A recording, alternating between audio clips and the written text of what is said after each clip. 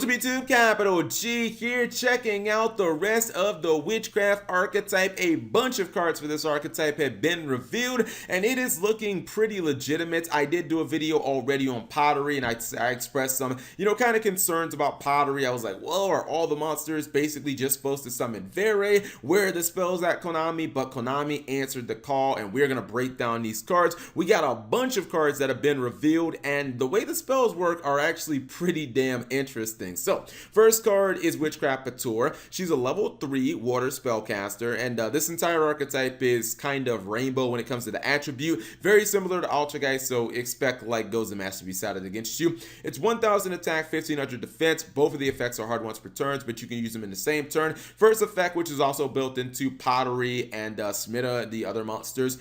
During your main phase, quick effect, you contribute this card and discard one spell from your hand. That's all the cost. So if you get Ash Blossom, Rest and Pepperonis, special summon one Witchcraft monster from your deck, except another copy of Patur.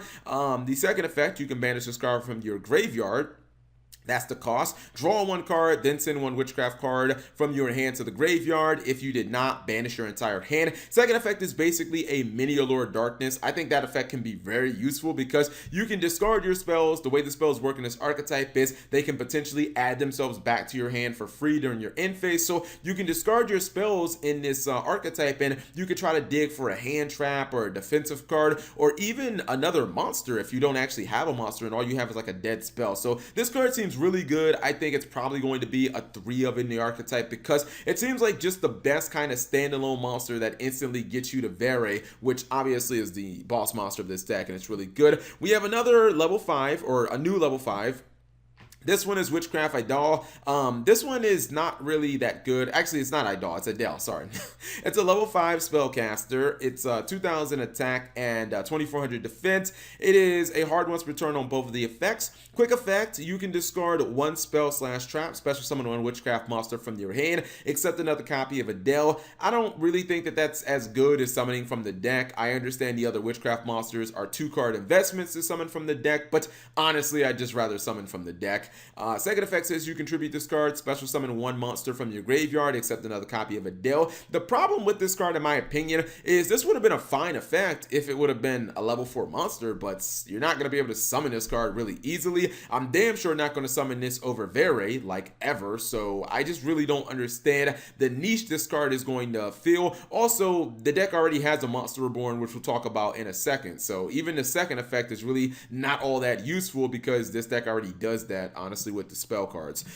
Next up, we have a boss monster for the archetype that is actually quite good because it has disruption built into it and a nice level of protection. It's Witchcraft Heine. It's a level 7 dark spellcaster, 2400 attack, 1000 defense. Those are Monarch stats unless I'm mistaken. Second effect is a hard once per turn because the first effect doesn't activate. First effect says other spellcaster monsters you control cannot be targeted by your opponent's card effects. Still really good. I wish it would have gotten the targeting protection itself, but you can protect yourself against like Ultrageist and Sky Striker. They have a ton of cards that target. Second effect says, quick effect, you can discard one spell from your hand, target one face-up card your opponent controls, destroy that card. This was absolutely necessary for this archetype to basically have another disruptive card that can be used during their opponent's turn outside of Vere, because Vere has that one-sided plasma that's super cool and can be obviously really good, but this card can pop field spells, it can pop floodgates, it can just pop your opponent's monsters.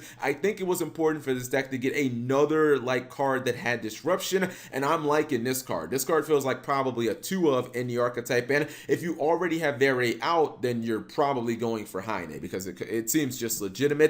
Then we start talking about the spell cards. First one is Witchcraft Creation. It's a normal spell, and the way the spells work, so I don't have to repeat this every time, is that they're kind of like Thunder Dragons, right? You get to pick and choose which effect that you want to activate. These cards, for the most part, all have multiple effects, but you can't use both effects in one turn. You only get to use one. So the first effect of Witchcraft Creation is add one Witchcraft monster from your deck to your hand. That's your Rhoda of the archetype. You're going to run 3 anytime a deck gets a Rhoda, so that's legitimate. The second effect, which is built into a ton of these, and I'm not going to keep saying it, it's during the end phase. If you control a Witchcraft monster while this card is in the graveyard, you can add this card to your hand. That is for free, so that is awesome. It means that turn one, you can just roto with this card, get your monster, try to get set up, and then in your second turn, if this card's in your hand, you can just add it to your hand for free. And that's important because the boss monsters in this archetype, as we just read with Heine, they discard spell cards to activate effects to disrupt your opponent. So being able to add, cards during your end phase generally would be like, well, I can't use those spells, Cap, but you can use those spells. You're just using them with the monsters. So seems like a very legitimate card.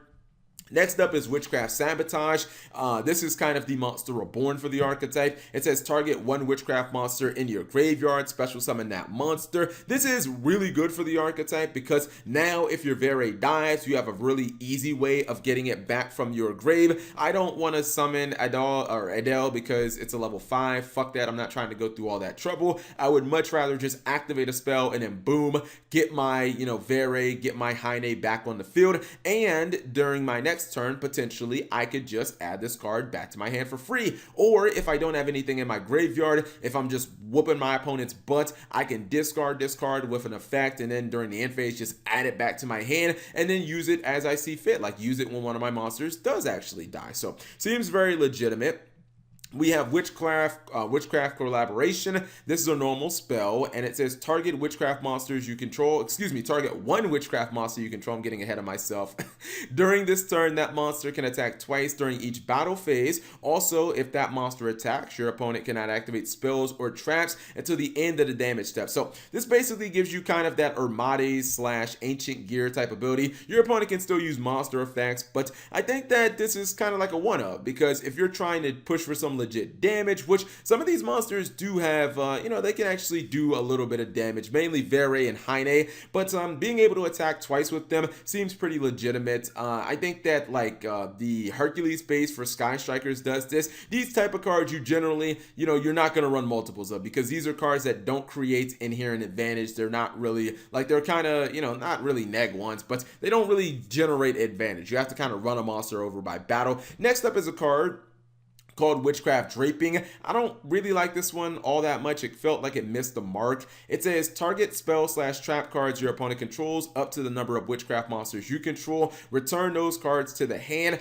Man, see, the reason I don't like this is it can't be used against like a field spell. You guys know ABC, Trickstar, those decks are still in the meta, man. I want to be able to just pop those field spells so my opponent doesn't get their ability to search or something like that. I guess it technically can be used against a floodgate, but your opponent still gets to keep the floodgate. I do get it, if you're going second, maybe you summon a monster and you use this to bounce a card on your opponent's side of the field, but it really just feels like it should have honestly just destroyed the cards. I feel like the best application for this is maybe during the end phase, maybe trying to, get a couple of your opponent's cards, bounce them to the hand, but it just feels too weak in my opinion in today's Yu-Gi-Oh! Next up, we have a couple of continuous spell cards for the Witchcraft archetype. These function pretty much the same as the normal spells. The only difference is instead of adding them to your hand, they actually put themselves back in the spell and trap zone, and these cards can be used instead of actually pitching witchcraft cards from your hand to activate the monster effects. You can send them from the spell and trap zone to the graveyard. So kind of a nice little substitution effect. The first one is Witchcraft by Street. It says effect number 1, each turn, the first time each of your witchcraft monsters would be destroyed by battle or card effects, they are not. Effect number 2, if you would discard from the hand to activate the effect of a witchcraft monster, you can send this card to the graveyard instead. So that's that kind of substitute effect. And then the third is during your end phase, if you control a witchcraft while this is in the graveyard, put it back in the spell and trap zone. But again, the second and third effects, you only get one effect between those two, so you can't use them both in the same turn. This is really good in my opinion, especially if you can get multiple monsters. This is protection for your Vere. This is protection from your other boss monsters. This basically makes it just incredibly difficult for your opponent to kill those, because if your opponent has to kill your monsters twice each turn, that's pretty damn frustrating in my opinion. I think that this card is definitely one that I would run. Next up, we have Witchcraft Scroll, and this is a card that says once per turn, when a spellcaster monster you control destroys an opponent's monster by battle, draw one card. That effect is not a hard once per turn, by the way. So if you have two monsters run over, two of your opponent's monsters, monsters, you get to draw 2 cards. I would also probably run this card, but maybe not as much as the other one, because the other one is kind of more guaranteed to have usefulness. If your opponent isn't killing your monsters, then I mean, what is, you know, they're probably just gonna lose. So I would run more copies of Buy Street than I would Scroll. Scroll also has that effect where, you know, if it's in your graveyard, it can put itself back on the field, and it can be used kind of as a substitution to discarding a card. Lastly, we do have one just really bizarre and oddly out of place trap card for this archetype, which I don't really understand at all. It's kind of like if Prophecy had a trap card, you'd be like, what? Thought this was a spell-based archetype, which yeah, Witchcraft is supposed to be, but it has a trap card for some reason. It's a hard one to return. First effect, if you control a Witchcraft monster, target 1 spell in either graveyard, add 1 card with the same name as that card from your deck to your hand. Second effect, you can banish this card and any number of spells from your graveyard, that's the cost. Special summon from your deck 1 Witchcraft monster with a level equal to the number of spells banished. That effect cannot be activated the turn it was sent to the graveyard. So I don't know, this card feels just unnecessary. I mean, I guess you can use it to, I mean, essentially Rhoda for another spell card from your deck as what you had in the graveyard. I know some people are like, oh Cap, you can, you know, use your opponent's graveyard, but let's be real, what are the odds of your opponent having like an actual card in their graveyard that you want to legitimately copy? Everything is so archetype based in today's Yu-Gi-Oh! Like, that's not gonna really happen. Even a second effect where you're basically getting rid of all your spells, like, why would you want to do that if the spells add themselves back to your field into your hand anyways at the cost of getting 1 monster? Like, I'm not doing that because these spells infinitely like float through your hand, so why would I ever want to banish them? I don't know, this card seems really slow, ass backwards, and unnecessary. But what do you guys think of the Witchcraft archetype? I think it actually looks pretty damn spicy. Seems like an interesting deck. When these cards are on YGO Pro, I might mess around with them. Anyways, whatever you guys think, leave it in the comment section below. Thank you guys for watching. As always, subscribe if you have not already, and turn on that notification bell for daily videos.